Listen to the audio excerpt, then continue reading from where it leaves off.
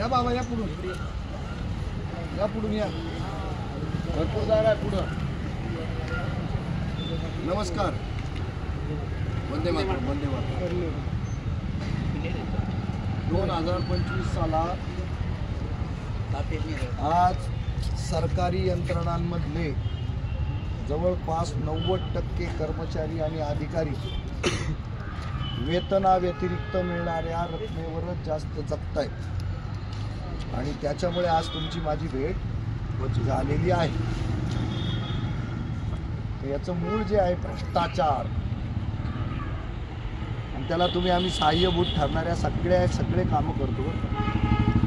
हे घडायला ज्यांनी घडवलं ते एकटे कारणीभूत नाहीये.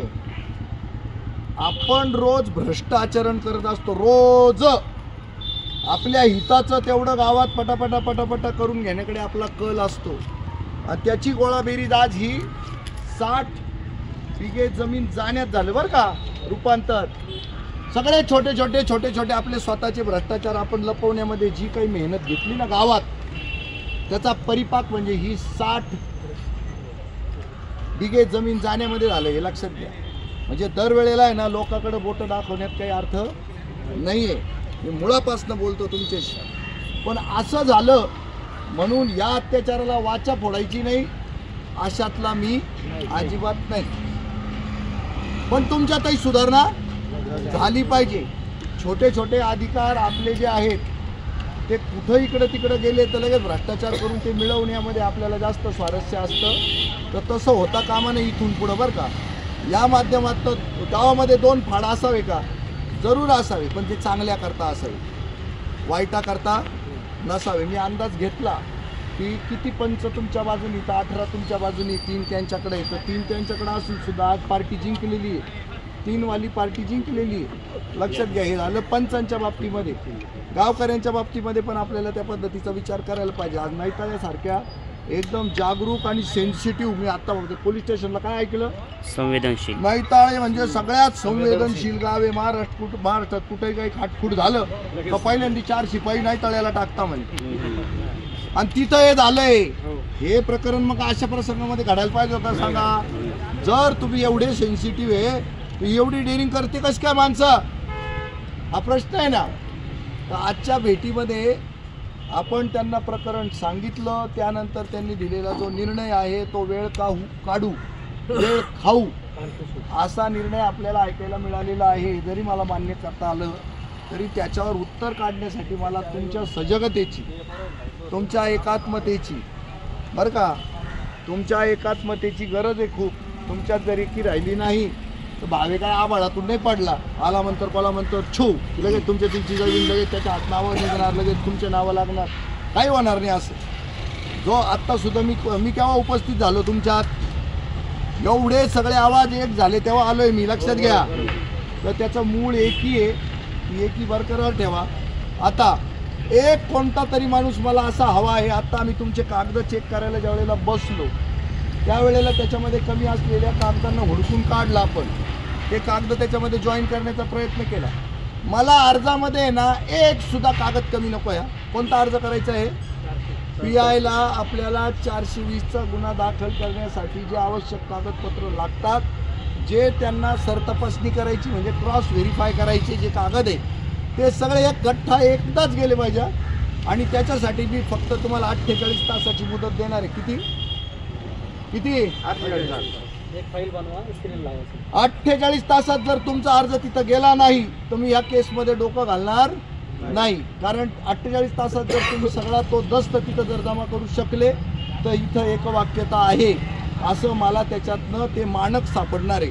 तो मापदंड मला त्याच्यातनं मिळणार आहे. म्हणून मी तुम्हाला टार्गेट ओरिएंटेड काम देतोय. टार्गेटच अचीव झालं पाहिजे. आणि तुमचा दिवस स्टार्ट होईल उद्या सकाळी 10 वाजता. उद्याचा वार काय आहे? उद्या सुट्टी का? होळी. ठीक आहे.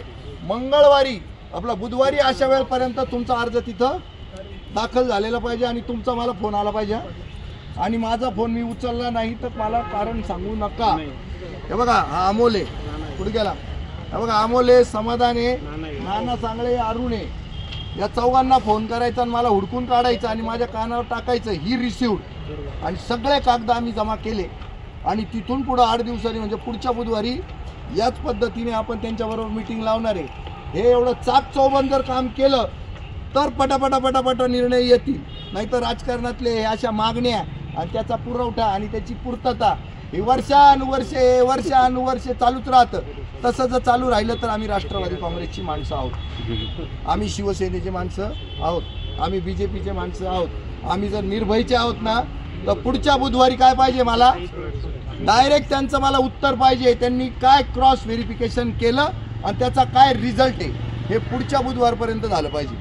या बुधवारी मला पाहिजे शिक्का, आणि पुढच्या बुधवारी मी 8 दिवसांनी त्यांना येतोय सांगितलेलं आहे. शिक्का पडल्यापासून 8 दिवसानंतर मी त्यांच्याकडे जाणार आणि याच पद्धतीनं तुम्हाला सगळ्यांना घेऊन त्या सगळ्या गोष्टीचं व्हेरिफिकेशन मी करणार. हे मंजूर आहे का सगळ्यांना?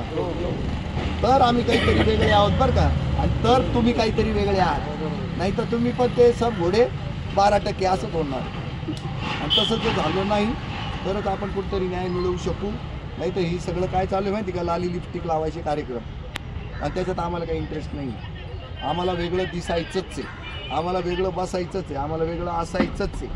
हे लक्षात ठेवा, आमचा हा आग्रह आहे. आमच्याकडे आलं नाही काम, आमच्या वेगाने पण ते झालं पाहिजे. आमच्या व्यवस्थित अशी वेगळी धाटणीतलं ते काम दिसलंच पाहिजे, उठून दिसलं पाहिजे. आणि माझं मानस काय ते सांगतो तुम्हाला परत एकदा शेवटचा. ही केस पायलट केस म्हणून पूर्ण राज्यासमोर मला प्रस्थापित करून याच्यात होणारे जे क्राईम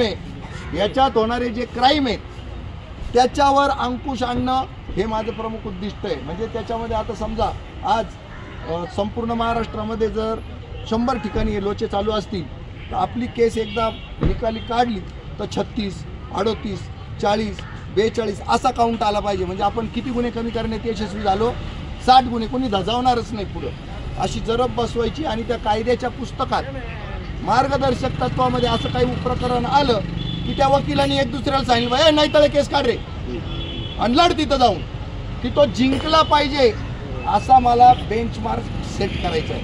याच्यामध्ये तुम्हाला आवडतंय का हे सगळं? आणि तर काम करू हे, नाही तर आम्ही यायचं 4 लोकांच्या ओळखी होत्या बरं का, जरा प्रश्न हाताळले पाहिजे. म्हणजे ते धंदेवाईक राजकारणाचा फंडा या निमित्ताने तुम्हाला आम्ही हाताळलं ना आता, म्हणजे आमचा चेहरा ओळखीचा झाला, म्हणजे 4 मतं मिळायला आपल्याला जरा बरं झालं. हे धंदे की बात नाही करणे की असं कॉन्क्रीट काम करायचं. जसं TN शेषननी काय केलं, रेशन आणि शेषन, आज शेषन कार्ड हा शब्द त्यांनी येणार रूढ करून टाकला.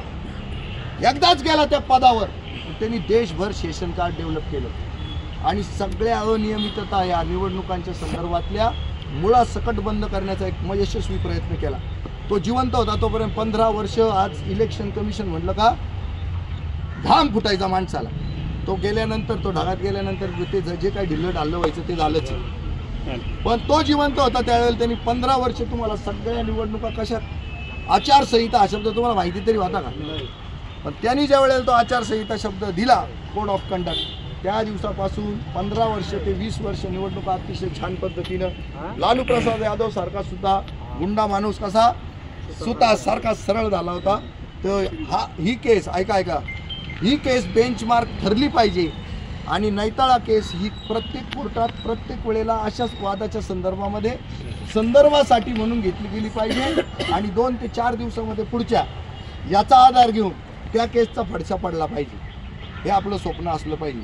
नुसतं नैताळाचा विचार करून काय उपयोगाचं नाही. सर या विषया संदर्भात ना प्रांत ही महत्वाची भूमिका आहे. तर प्रांतांना भेटणार आहे का आता तुम्ही? प्रांतापासूनच सगळं भेटणार ना? प्रांतांनाही भेटून घेऊ. कोणीतरी एकाने पटकन गाडीवर जा, प्रांत आहेत का बघा, लगेच तिकडे जाऊ आपण. एकानेच जा, कोणीतरी झटपट जावा. वंदे मातरम.